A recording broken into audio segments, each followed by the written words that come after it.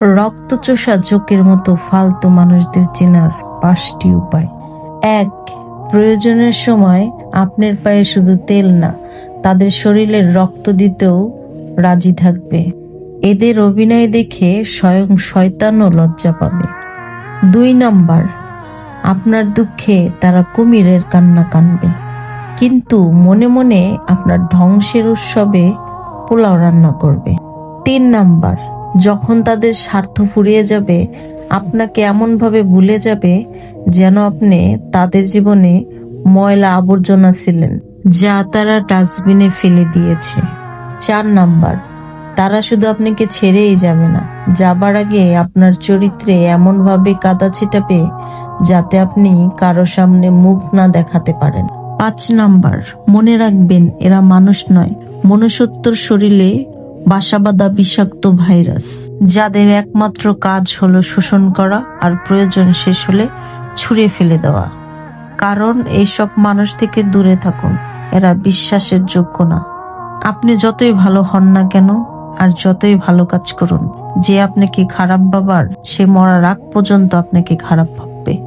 কখনো একটা মানুষ নিজে থেকে বদলে যায় না, সামনের মানুষগুলা তাকে বদলে যেতে বাধ্য করে। এটা ডিজিটাল দুনিয়া, সাহায্য করার পরেও কোনো একটা সময় ঠিকই খোঁটা দিবে। আমি আমার বিশ্বাসকে প্রচন্ড পরিমাণে ঘৃণা করি, কারণ আমি সব সময় ভুল মানুষদের বিশ্বাস করি।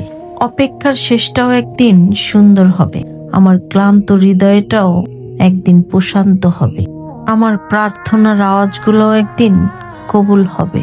এই পৃথিবীতে সবচেয়ে কঠিন কাজ হলো মানুষের মন বোঝা।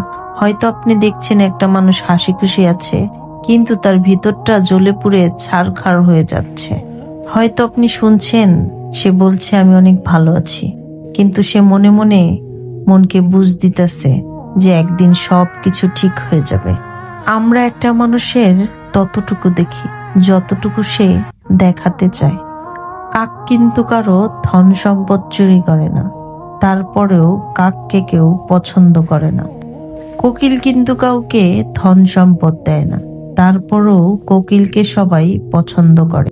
মিষ্টি করে মিথ্যে কথা বলা মানুষটারও মরিচ বিক্রি হয়ে যায়, আর কটু কথা বলা লোকের মধুও বিক্রি হয় না। পার্থক্য শুধু মিষ্টি কথার, যা দিয়ে সবার মন জয় করা যায়।